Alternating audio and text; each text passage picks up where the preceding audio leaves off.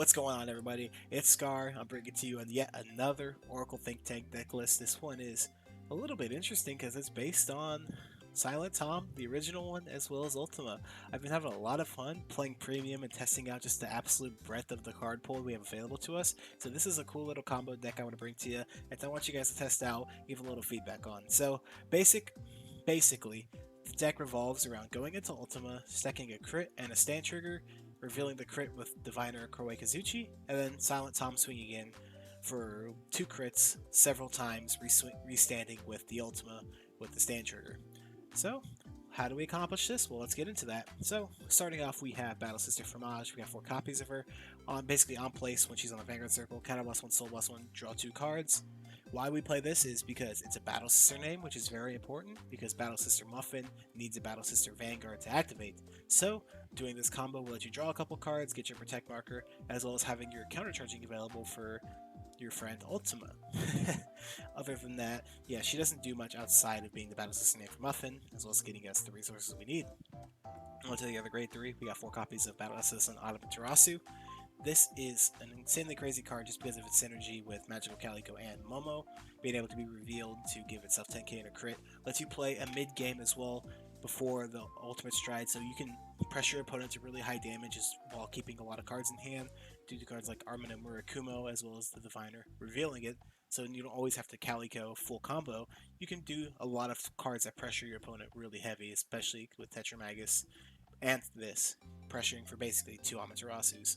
So yeah, it's also very good because it has an effect to one of the attacks. You can discard a card and then filter your hand a bit to get your combo pieces in your hand, so it's really good in 2 different ways. Then, one of the essential pieces is Diviner Koroi Kazuchi. So last one, discard a card, reveal the top card of your deck and put it into your hand, and activate all the trigger effects. If you do reveal the normal unit, you get 6k.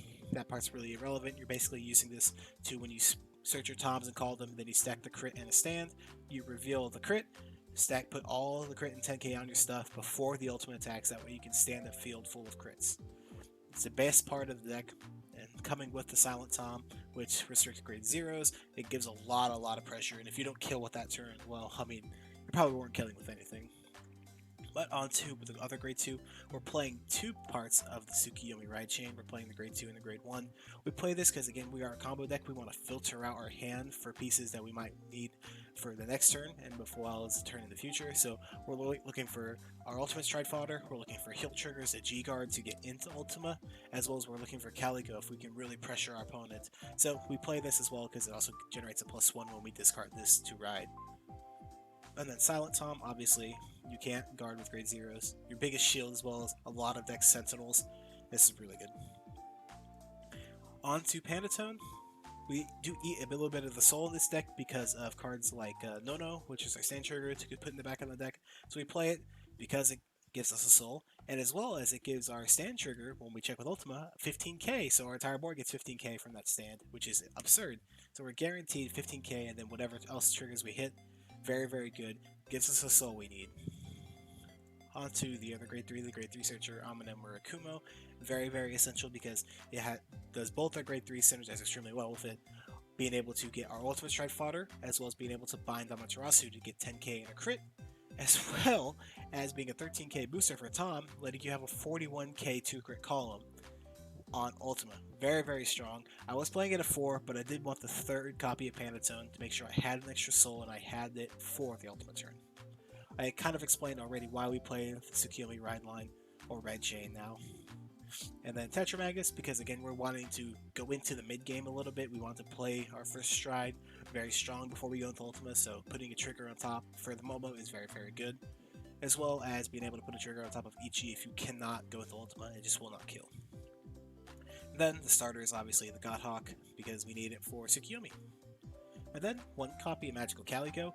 This is mainly because we can filter it out. We draw so many cards, we look at so many cards, we'll probably see it. We don't want to commit too many cards because we don't want to ruin our ratios, because we need basically 4 of all these.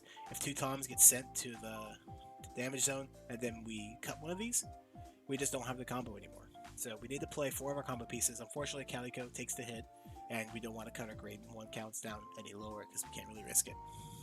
Onto the triggers, we got 2 copies of Nono. We play this so we don't have to play 4. It goes back into the deck and you draw a card, replaces itself. And yeah, you have a sand in your deck. Pretty good.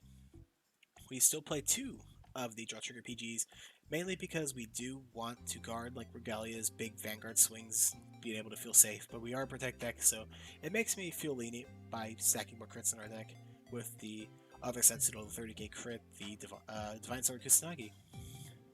Anyways, 4 of the original heals. We don't play the resource heals because we can't lose the grade 2 game that hard, as well as it not making that much of a difference. And the 10k power is essential for Ultima. Then 2 of the Stride crit. We're only playing 2 because we can't Ultimate Stride with it, obviously. And it's really good when we're going into turn 3, but we can't Ultimate Stride with it, so we don't really need to max it out. We'd rather max out copies of Battle Sister Muffin, just for that counter charging. Is so good. Onto the G Zone. I've been talking about her, the entire list, because she's that good. Sterling Witch Momo, this card is utterly absurd. You basically get like 2 70, 80k Vanguard swings with crits, and then you could stack a bunch of crits on your rear guards because it's swinging so heavy.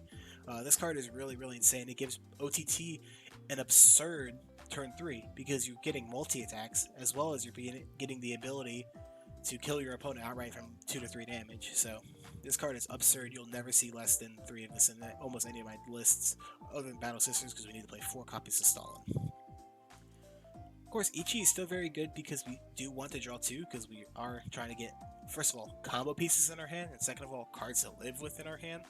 And the Oracle is still very good because you can stack a bunch of triggers and get a bunch of crits.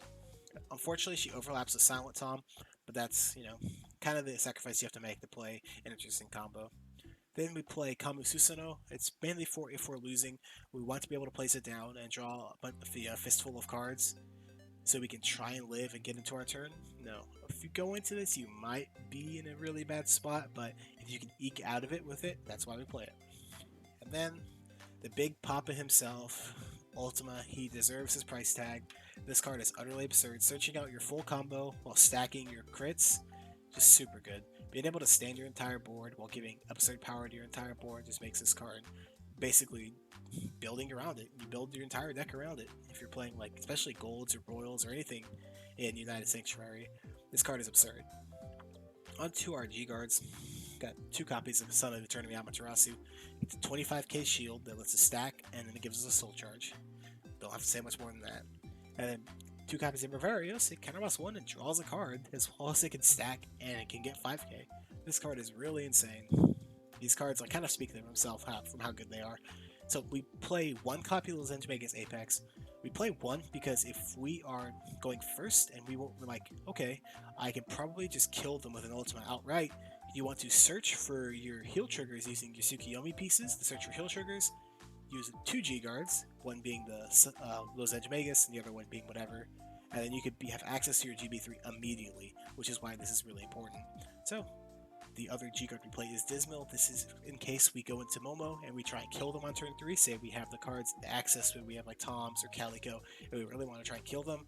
If we don't, we want to protect our Silent Tom with a Dismal, or we want to protect our Diviner with a Dismal because they are combo pieces that are essential. Because as long as this act goes off, you can just replace it with something else anyways. So, other than that, that is a deck list, guys. It is a lot of fun to play. Your opponent does not see it coming, I swear. It doesn't see it coming because it's not. First of all, this is not the new Tom, which restricts 1, 2s, and 3s. It is the old Tom, which restricts 0s. So it can lead to a lot of interesting interactions where your opponent just gets blitzed by it, and you don't expect it. But anyways, guys, leave a comment.